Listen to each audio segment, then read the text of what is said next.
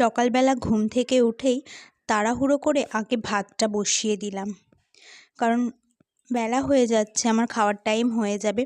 তো আলু সেদ্ধ, উচ্ছে সেদ্ধ আর একটা ডিম সিদ্ধ দিয়েই ভাতটা বসিয়ে দিয়েছি।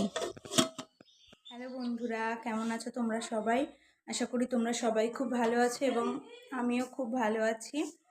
তো এখন সময় হচ্ছে সকাল 9:40 মতো বাজে। এই 10 মিনিট হলো উঠেছি আমি। উঠে আগে তাড়াতাড়ি ফ্রেশ হয়ে একটা ওষুধ ছিল, ওষুধ খেলাম, খেয়ে জামা পাল্টে তারপরে হচ্ছে ভাতটা বসিয়ে দিলাম, দেখলেই তোমরা। কারণ খাওয়ার টাইম হয়ে গেছে আর এখনও কিছু খাইনি, খাবো। তো ভাবলাম আগে ভিডিওটা একটু শুরু করে নিই। তো গুড মর্নিং জানাই তোমাদের সকলকে। আর হচ্ছে রান্নাটা তো বসিয়ে দিয়েছি, আর এখন হচ্ছে আগে একটু বিস্কুট খেয়ে নেব, হরলিক্স বিস্কুট খাবো এখন।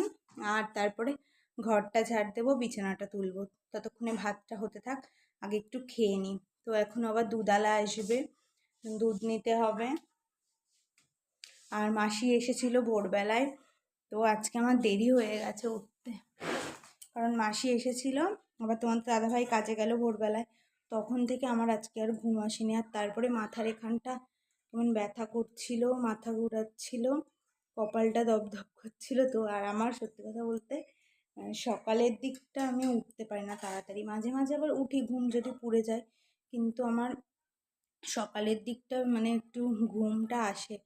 তো আর সকালে যদি আমার ঘুম না হয়, সারাদিন আমার যে কেমন মানে অস্বস্তিতে কাটে। আর আমার এমনি মানে অ্যাসিডিটির আমার প্রবলেম আছে, তো আমার সারাদিন মানে অস্বস্তি হয়, বমি, তারপরে ঘুম হয় না, চারিদিকে মানে ঘর টর যেদিকেই থাকে কেমন ঘুরতে থাকে, অস্বস্তি হয়। এরকম আমার অনেকবার হয়েছে, সেই বিয়ের আগের থেকে এরকম আমার 2-3 বার হয়েছে। সেই জন্য আমি ভোরবেলা উঠি না কখনোই, যাই হয়ে যাক না কেন। আর উঠলেও পরে ঘুমিয়ে পড়ি, মানে ঘুমটা পুড়িয়ে নিই, না হলে আমার অস্বস্তি হবে। তো যাই হোক, এখন খুব ফ্রেশ লাগছে। আর এবার খেয়ে নিই, চলো খাবারটা। খাওয়ার আগে এই জিনিসটা একটু দেখাই তোমাদেরকে। এই যে ডাইনিং টেবিলের জন্য মিশো থেকে একটা নতুন টেবিল কভার কিনেছি। এটা খুব সুন্দর, আমার খুব পছন্দ হয়েছে এবং সাইজেও অনেকটা বড়। তো এর আগেও একটা কিনেছিলাম কাপড়ের, ওটা পাতা ছিল, ওটা তুলে আবার এই নতুনটা পাতলাম। তো কেমন হয়েছে অবশ্যই জানিও। আর এই দেখো দুটো গাছ। তো এবার একটু কিছু খেয়ে নিই, অনেকক্ষণ বকবক করলাম। তো এই এখন হচ্ছে হরলিক্স বিস্কুট খাবো। কালকে তোমাদের দাদাভাইকে বলেছিলাম হরলিক্স বিস্কুট আনতে, এনে দিয়েছে। তো এই জল দিয়েই খাবো বিস্কুটটা, চাটা কিছু আর খাই না এখন, কারণ দুধ চাই খাই, লিকার চা তো ভালো লাগে না। তো দুধ চা খেলে আমার অসুবিধা হয়, সেই জন্য খাই না। আবার মাঝে মাঝে খুব খেতে ইচ্ছা করলে সেদিন খাই, তো সেদিনটা আমার মানে সারাদিন গলা বুক জ্বলতেই যায়, সেই জন্যে খাই না।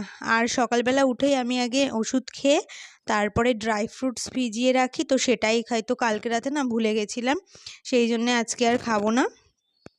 তো আজকে এই হরলিক্স বিস্কুট আর জল দিয়েই খাই। আর ভাতটা প্রায় হয়ে এসেছে, আর ভাতটা নামিয়েই আগে আমি ভাতটা খেয়ে নেব। তারপরে ঘরের টুকটাক কাজ আছে, মানে মাসি তো করে দিয়েই গেছে সব কাজ বলতে গেলে, শুধু এই বিছানাটা তুলতে হবে আর ঘরটা ঝাড় দেবো। তো এই দুটো কাজ করব। আর জামা কাপড়ও তেমন কিছু কাচার নেই আজকে। তো বাসি বিছানাটা পড়ে রয়েছে, বেলা হয়ে গেছে, তো ভাবলাম বিছানাটা আগে তুলে নিই, আগে জানলাটা খুলে নিই, না হলে ঘরটা পুরো অন্ধকার হয়ে রয়েছে। আর এই পাশের জানলাটা খুলবো না, কারণ কালকে হচ্ছে আমাদের এখানে সাপ এসেছিল, তো সেই জন্য ভয়ে আমি এই দিকটা খুলি না। আগে আমি এইদিকে জানলাটাই খুলে রাখতাম সারাদিন, কারণ এইদিকে এখন আমাদের বাড়িতে কটা ইট ছিল, ইট গাদা দিয়ে রেখেছে, যদিও ইটের ওপরে সাপ উঠে জানলা দিয়ে ঘরে ঢুকে যায়, আমার খুব ভয় লাগে, সেই জন্যে এই জানলাটা বন্ধই থাক। ইট গাদা যেদিন সরাবে তোমাদের দাদাভাই, তারপর থেকে এই জানলাটা খুলবো। আর গরমের দিনে তো আমি এই জানলাটা রাতেও খুলে রাখতাম, তাহলে একটু শোয়া যেত, না হলে একদম দরজা জানলা আটকে শোয়াই যায় না। আর আমাদের বাড়িতে তো এসি নেই, স্ট্যান্ড ফ্যান আর ওই সিলিং ফ্যানেই গরমকাল কাটাতে হয়, তো সেই জন্যে খুব কষ্ট হয়ে যায়। তো দেখো বিছানাটা গোছাচ্ছি এখন, আর এই এক গাদা কম্বল গোছাতে খুব অস্বস্তি হয়। আর আমার বিছানাটা না কি বলবো, নিচের দিকে তোষকটা খালি লেবে আসে। তো যে ম্যাট্রেসটা আছে সেটার কভারটা আমি খুলে দিয়েছি, ওরকম আগে লেবে আসতো বলে, প্লাস্টিক ছিল তো সেই জন্য খুলে দিয়েছি, তবুও কেন জানি না। তো এখন আমি সরাতে আর পারছি না, যেমন নেমে আসে থাক, তোমাদের দাদাভাই আসলে বলবো ঠেলে ওইদিকে, মানে মাথার দিক থেকে নিচের দিকে নেমে আসে। তো এটা মানে প্রচণ্ড সমস্যা হয় আমার। তো যাই হোক বিছানাটা তুলছি, আর খুব মানে মনে পড়ছে যে এর আগে আমি কত কিছু গোছাতাম, আর এখন মাত্র আমাদের কয়েকটা জিনিস, দুষ্টুর কোলবালিশ, দুষ্টুর কাঁথা কম্বল সব গোছাতাম, রোজ রোদে দিতাম। তো সেইগুলোকেই ভাবছি যে আগের বছরও দুষ্টু আমার সাথে ছিল, আর কোথা থেকে কি হয়ে গেল, ও আমাকে ছেড়ে চলে গেল, সেটাই ভাবছি। ওর হয়তো আমাকে ভালো লাগেনি, বা আমি হয়তো ওর মা হওয়ার যোগ্য ছিলাম না, সেই জন্যেই হয়তো ও আমাকে ছেড়ে অভিমান করে চলে গেল। তো যাই হোক, আর জানো তো এখানে থাকতে না আমার প্রথম ভয় লাগতো, এখন আর ভয় লাগে না। এখন এখানে থাকতেও ভালো লাগে, মায়ের কাছে থাকতেও ভালো লাগে। তো বেশিরভাগ টাইমটা ওইখানেই ছিলাম। তো এখন আবার এসেছি, কারণ মাঝে মাঝে আমার শরীর এতটাই অসুস্থ হয়ে যায় যে আমি বাড়িতে একা থাকতে পারি না। তো আর আমি যেখানেই যাই না কেন, বা এই বাড়িতেই যখন একাই বসে থাকি, তখন শুধু ওর কথা ভাবি। আর ভাবি এই বুঝি ও ছুটে ছুটে চলে আসছে আগের মতো, আমার সোফার বালিশগুলো সব ফেলে দেবে, জামা কাপড় যেখানে যা আছে ফেলে দেবে, সব এলোমেলো করে দেবে। কিন্তু দেখো এখন আমার ঘর নোংরা করার জন্য আর কেউ নেই। আগে যখন নোংরা করতো খুব কষ্ট হয়ে যেত গোছাতে, একা একাই যেহেতু সামলাতাম ওকে, ওর বাবাও হেল্প করতো আমাকে, অনেক কিছু করে দিত তোমাদের দাদা ভাই, কিন্তু ও তো কাজে যেত। তো যাই হোক ওর কথা আর ভাববো না বলা ভুল, ওর কথা তো আমি কখনোই ভুলতে পারবো না। তো দেখো তোমাদের সাথে অনেক কথা বলতে বলতে ঘরটা ঝাড় দিয়ে ফেললাম। আর জানো একটা কথা, আমি যেখানেই যাই না কেন শুধু ওকেই খুঁজে বেড়াই, ভাবি ওর মতো যদি কাউকে একটু একবার দেখতে পেতাম, ওর মতো যদি, ওর মুখটার মতো যদি কাউকে একটু দেখতে পেতাম, ওর মুখটা খুব মনে পড়ে, সেটাই ভাবি। কিন্তু ওর মতো কাউকে আর আমি দেখতেই পাই না, কি জানি ও এখন কোথায় আছে আমি সেটাও জানি না। তো ওই দেখো আমার ঘরটা তো ঝাড় দেওয়া হয়ে গেল, তোমাদের সাথে অনেক কথা বলে ফেললাম।